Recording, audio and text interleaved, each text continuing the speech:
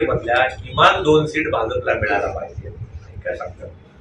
त्याच्यासाठी महायुतीतल्या किमान 2 सीट शिंदेला मिळाल्या पाहिजे, किमान एखाद दुसरी सीट राष्ट्रवादीला मिळाली पाहिजे, जी कोण असतील या सगळ्यांच्या मानाचं पान आलं पाहिजे तर ती महायुती म्हणून घट्ट राहील. त्याच्यामध्ये प्रामुख्याने मी सांगितलं त्याचा अभ्यास करताना आम्हाला असं वाटतं इथला निवडणूक प्रमुख की ही सिंधुदुर्ग रत्नागिरी सीट भारतीय जनता पक्षाला आपण मोठ्यापणाने सगळ्यांनी निवड द्यावी असं मी एक सगळ्यांना विनंती केली. महायुतीतला एक मिनिट घटक पक्ष या 6 युतीच्या रिंगणाच्या बाहेर राहणार नाही याची काळजी महायुतीच्या माझे सगळे की युतीतल्या सगळ्या मंडळींनी मनाची मोठेपणा करून त्या युतीतल्या तिन्ही पार्टनर जे कोण असतील त्या प्रत्येकाला मानाचं पान द्या. असं नाही केलं तर ते निवडणुकीत अडचणी निर्माण होतील. 6च्या 6 म्हटलं म्हणून मी सांगितलं हे सगळ्याचा लेखाजोखा घेतल्यानंतर सिंधुदुर्ग रत्नागिरी ही भारतीय जनता पक्षाला वाटत घ्यावी असं भारतीय जनता पक्षाचं लोकसभा निवडणूक म्हणून मी माझ्या घटक पक्षाच्या सगळ्यांना हात जोडून विनंती करतो. तेच आम्ही ऐकलं की मुख्यमंत्र्यांनी सांगितलं की महायुतीचा उमेदवार आहे आणि महायुतीचं चिन्ह आहे आणि ते मिळणार आहे. पण मी तुम्हाला आता एक तुमच्या माध्यमातून माझ्या महायुतीतल्या सगळ्या मंडळींना एक आवाहन करतो जे परवा मी सिंधुदुर्गात केला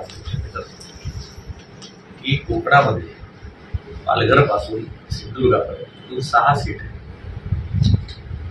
आता रायगडमध्ये तटकरे साहेब आहे बरोबर, मावळमध्ये बारडे आहे शिंदेचे, कल्याण डोंबिवलीमध्ये पण शिंदेचा आहे. या सगळ्या गोष्टीवर मी त्या दिवशी पण आवाहन केलं आणि आजही आवाहन करतो युतीतल्या सगळ्या मध्ये या 6 मध्ये जसं रायगडची सीट रायगडला देणार अशा भारतीय जनता पक्षाला सुद्धा किमान 2 सीट तरी दिल्या पाहिजे तर ती महायुती पूर्ण होईल. त्यामुळे महायुतीमध्ये या 6 सीटमध्ये जर 2 सीट दिल्या तर महायुतीचं सर्कल पूर्ण होईल आणि मतं ट्रान्सफर करायला कार्यकर्त्यांना काम करायला सोयीचं होईल आणि महायुतीच्या 6च्या 6 जागा निवडण्याला मदत होईल. त्यामुळे प्रामुख्याने आमची मागणी अशी की सिंधुदुर्ग रत्नागिरी सीट ही महायुतीमध्ये भारतीय जनता पक्षाच्या वाट्याला येईल आणि त्यासाठी पालकमंत्री आमच्या रत्नागिरीतले असतील उदयजी सामंत, किरणजी सामंत, दीपकजी केसरकर या सगळ्यांनी मनाचा मोठेपणा. तसं ठाण्यातली सीट आहे ती भारतीय जनता पक्ष नाही मागू शकत कारण ते एकनाथ शिंदेचा गड आहे.